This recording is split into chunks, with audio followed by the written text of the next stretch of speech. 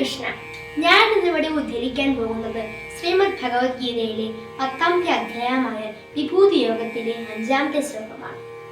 ഈശ്വരന്റെ മഹത്വവും ശക്തി സ്ഥിതി ചെയ്യുന്ന മനുഷ്യർ ഉൾപ്പെടുന്ന ചരാചരങ്ങളുടെ കാരണഭൂതനായ ഭഗവാന്റെ വിശേഷമായ ഗുണമാണ് വിഭൂതി. എല്ലാ ചരാചരങ്ങളിലും പ്രപഞ്ചത്തിനാകെയും നിറഞ്ഞിരിക്കുന്ന ആ ഭഗവാനെ ഉപാസിക്കുന്നവന് ആ വിഭൂതി പ്രാപ്തമാകുന്നു.